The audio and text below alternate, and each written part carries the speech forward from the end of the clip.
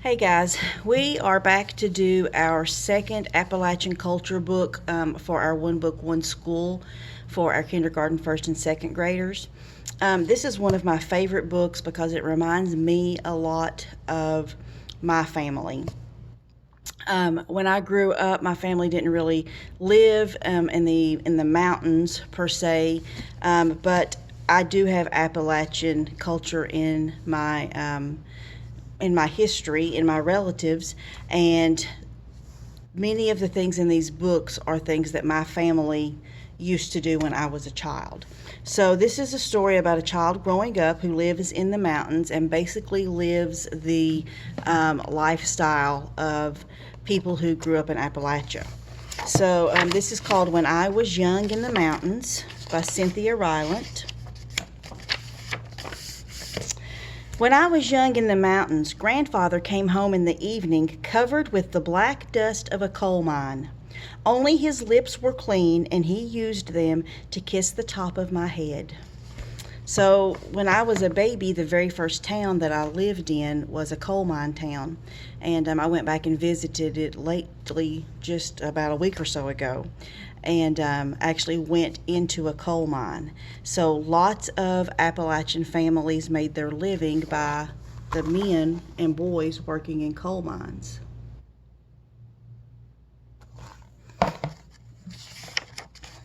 When I was young in the mountains, Grandmother spread the table with hot cornbread, pinto beans, and fried okra.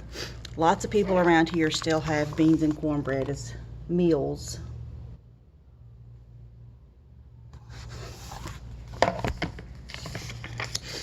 Later in the middle of the night, she walked through the grass with me to the Johnny house and held my hand in the dark. I promised never to eat more than one serving of okra again. So the Johnny house is also called an outhouse. So if you wanted to use the restroom in the middle of the night, you had to get up and go outside.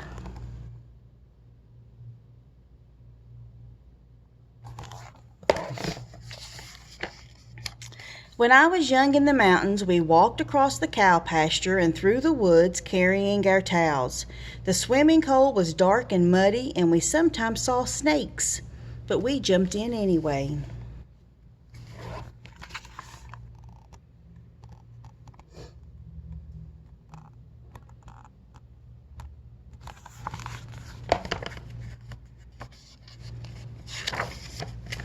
On our way home, we stopped at Mr. Crawford's for a mound of white butter. Mr. Crawford and Mrs. Crawford looked alike and always smelled of sweet milk.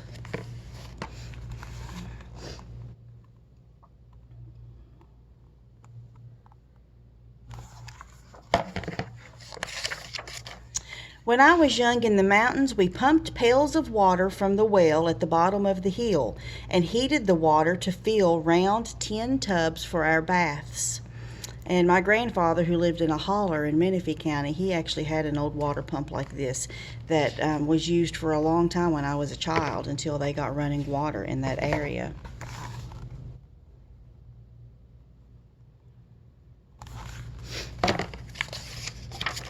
Afterwards, we stood in front of the old black stove, shivering and giggling, while Grandmother heated cocoa on top.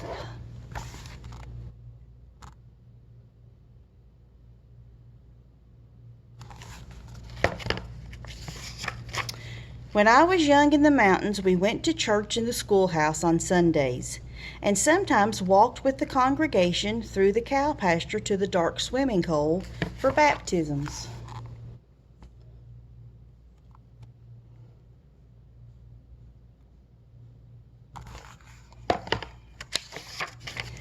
My cousin Peter was laid back into the water, and his white shirt stuck to him, and my grandmother cried.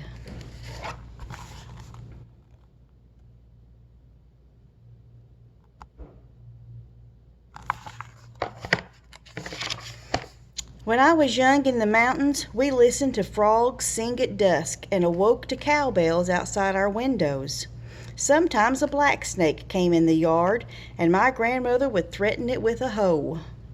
So black snakes are typically really big snakes, but they're usually harmless. And in fact, they were really good for people who lived on farms because they would eat mice and things that could get into your corn and crops that were stored in your barns.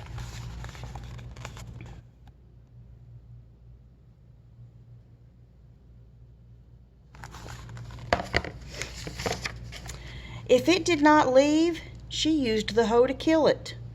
Four of us once draped a very long snake, dead of course, across our necks for a photograph. You should never kill snakes. Not even great big long snakes. You just leave them alone. Leave nature as it is. Everything has its purpose.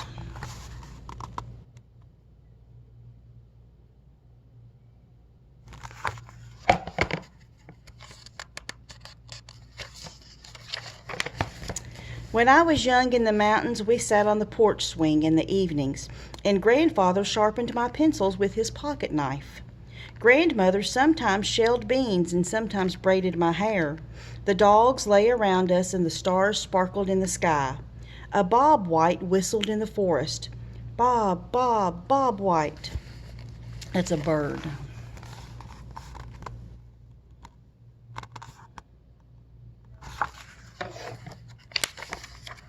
When I was young in the mountains, I never wanted to go to the ocean and I never wanted to go to the desert.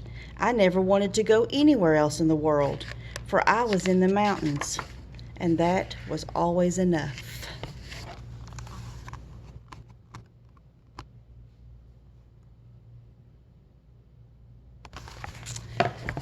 And that is the end. Those are the two books that we read this week. This is the second for our Appalachian culture.